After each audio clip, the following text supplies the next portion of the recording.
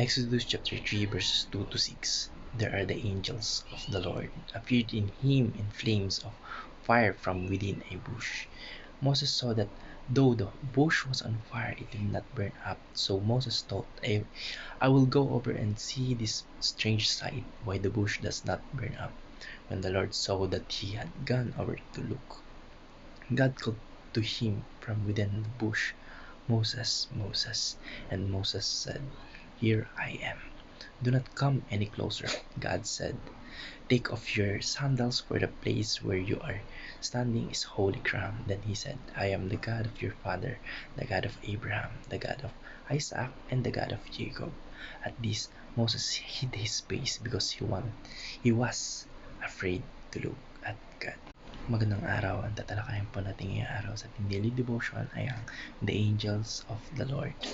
At ang unang pong katuruan na natutuhan ko ngayong araw kay Pastor Hazel Ocampo ay The Angel of the Lord speaks as God. Ang anghel po ng Panginoon ay hindi lamang isang mensahero, kundi siya rin po yung kumakatawan at nagsasalita para sa ating Panginoon Diyos. At minsan sa mga pagkakataong ito, siya rin yung tinuturing na kumikilos at nagsasalita bilang Diyos, yung ating Panginoon Diyos mismo. Yung angel po ay yung ating Panginoon Diyos po ay kakatawang anghel minsan para i-deliberate yung kanyang words sa kanyang mga alagad. Ang ideya po ng yung anghel ng Panginoon ay nagsasalita bilang ang ating Panginoon Diyos po mismo ay may kinalaman sa konsepto ng ang ating Panginoon Diyos ay nagpapakita ng sarili niya sa mga taong piling tao at hindi lang bilang anghel kundi iba't ibang anyo tulad ng sa pamamagitan ng anghel na may parehong kapangyarihan at otoridad.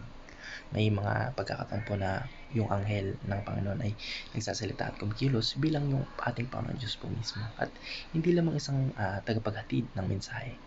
Ang mga pagkilos po ng anghel ng Panginoon ay isang makapangyarihan at nagpapakita ng presensya ng ating Panginoon Diyos dito sa mundo.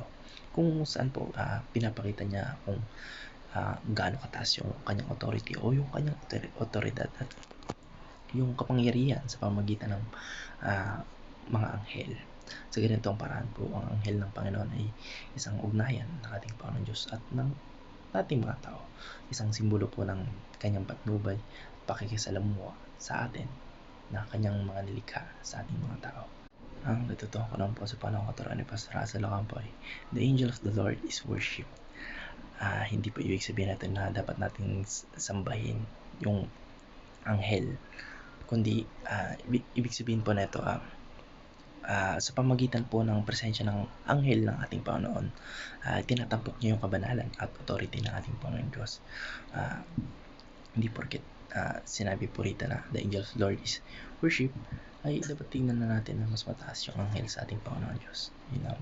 Tsaka yung anghel po ay nagdadala ng mensahe ng ating Panginoon Diyos ay kumikilos sa ngalan ng ating Panginoon Diyos. Kaya dito pa lamang ay makikita na natin yung authority between them kasi yung angel is the servant and Lord is the master of all. At yung kanilang presensya po ay naging isang pagkakataon upang magbigay ng galang sa pagsamba ng ating Panginoon Diyos na siya yung may akda o absolute control sa lahat ng bagay. Yan lamang po. Hindi ko na makalimutan, meron pa pala tayong pangatlong katuruan na natutuhan ko ngayong araw kay Pastor Hazel Ocampo na the angel of the Lord is Christ before his birth. Ang anghel po ng Panginoon na nakipag-usap kay Moises noon sa bundok ng Horeb ay isang pagpapakita ng anak ng Diyos o ng ating Panginoong Kristo bago siya magkatawang tao sa bagong tipan o sa New Testament. Ang anghel po ng Panginoon ay hindi lamang isang mensahero ng ating Panginoon Diyos kundi isang pagpapakita na ang ating Panginoon Diyos po mismo yung kumikilos upang magtamo tayo ng salvation o kaligtasan para sa ating mga tao. Yun lamang po. Maraming salamat and God bless. Amen.